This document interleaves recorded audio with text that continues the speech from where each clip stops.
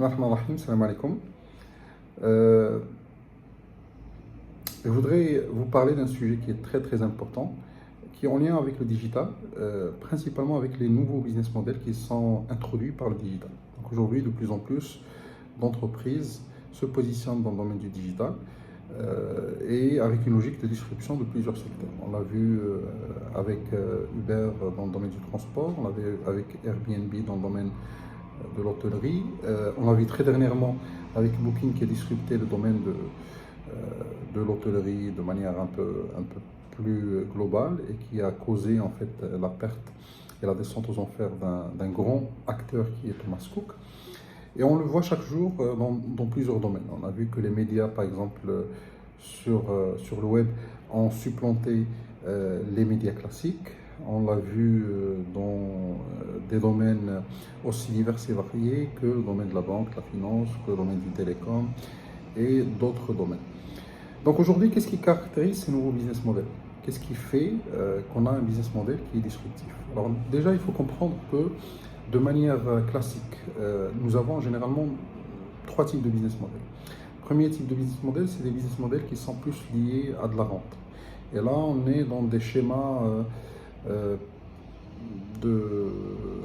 d'évolution rapide, souvent au démarrage, parce que souvent on se positionne sur des secteurs qui sont soit nouveaux et en fait au démarrage on a beaucoup de gains, mais au bout d'un certain moment, donc au bout de 2-3 ans jusqu'à 5 ans, ça se stabilise et on arrive à une sorte de stagnation.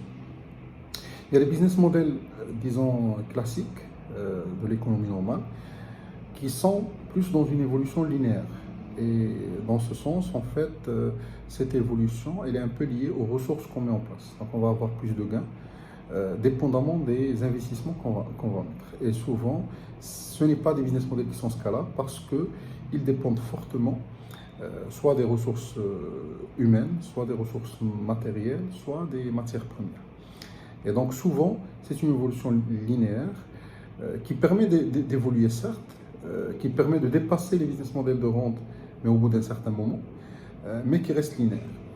Les nouveaux business models qu'on est en train d'évoquer, c'est des business models qui sont plus dans une évolution exponentielle. Ça veut dire souvent l'évolution au démarrage elle est assez lente, parce qu'ils sont un peu en rupture par rapport à l'existant, parce que souvent il y a un effort de mise en place qui est encore plus important. Mais au bout d'un certain moment, donc dans un point d'inflexion, ça permet de faire une évolution exponentielle. Alors exponentielle, pourquoi? Parce que les revenus ne dépendent pas des ressources communes. Au bout d'un certain moment, on se retrouve avec une évolution qui est assez rapide du chiffre d'affaires, des revenus, une fois on dépasse ce point d'inflexion. Donc, par rapport à ces différents business models, il faut savoir que dans la sphère du numérique, souvent on a 4 caractéristiques qui vont caractériser ces business models. Première caractéristique, c'est des business models de servitisation de produits. C'est en fait, on va passer du produit, qui est généralement un produit physique, à un produit virtuel des fois, à un service et souvent après à une utilité, voire à une expérience. C'est-à-dire tout simplement qu'on ne va plus vendre de produits, mais on va vendre le service qui est associé. Donc au lieu de vendre la voiture, on va vendre le service de transport. Au lieu de vendre une maison secondaire, on va vendre un service qui est Airbnb et ainsi de suite. Alors généralement, même quand on parle de cloud, c'est une sorte de servicisation du produit informatique et donc on passe du produit classique à un service et en fait c'est un service qui est à la demande et dans une logique de pay as you go. Donc souvent on transforme un CAPEX en OPEX et un centre de coût, un centre de profit. C'est ce qu'a fait Amazon quand elle a introduit initialement le cloud. Deuxième caractéristique de ces business models, c'est que c'est des business models qui se basent sur l'activation des passifs. C'est-à-dire tout simplement que quelque chose qui était considéré comme un passif, on va le transformer en actif. Et ça, c'est assez intéressant parce que ça permet d'avoir un attrait auprès des clients et auprès des utilisateurs. Et le principe global, c'est que quelque chose qui générait des coûts, des dépenses, va commencer à générer des revenus. C'est exactement ce qu'a fait Amazon avec ses milliers de serveurs qu'elle n'utilisait que dans les moments de pic, quand elle a commencé en fait l'offre cloud. Et ça, on le voit un peu assez souvent.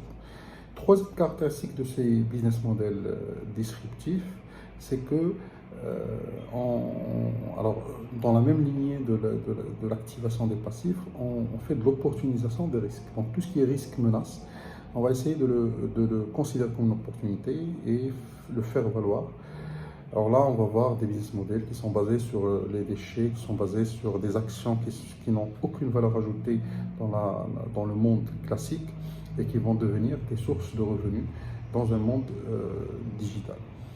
Alors, bien sûr, ce qui permet de faire ça, c'est que souvent, on va privilégier la collaboration à la propriété et on va passer dans un monde beaucoup plus de partage. Parce que le coût du partage, il va tendre vers zéro. Et puis, dernière caractéristique de ces nouveaux business models, c'est que souvent, les différents acteurs et leur rôle sont en train de changer, d'évoluer, de se transformer. Et ça veut dire tout simplement qu'un client peut devenir un commercial ou un collaborateur. Un collaborateur peut devenir un ambassadeur de la marque.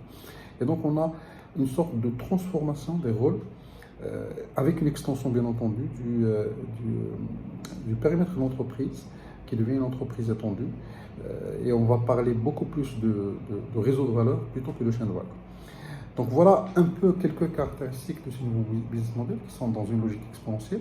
Mais la caractéristique fondamentale, c'est que souvent, le produit et le service principal, il est basé sur la donnée. L'avantage de la donnée, c'est que c'est un produit qui est copiable, qui est transférable, qui est facilement manipulable. Et en fait, une fois on met en place la plateforme qui va permettre de produire, de capter, de stocker, de traiter, d'analyser et de monétiser la donnée, le coût par la suite devient assez faible et il n'y a pas d'évolution dans ce coût.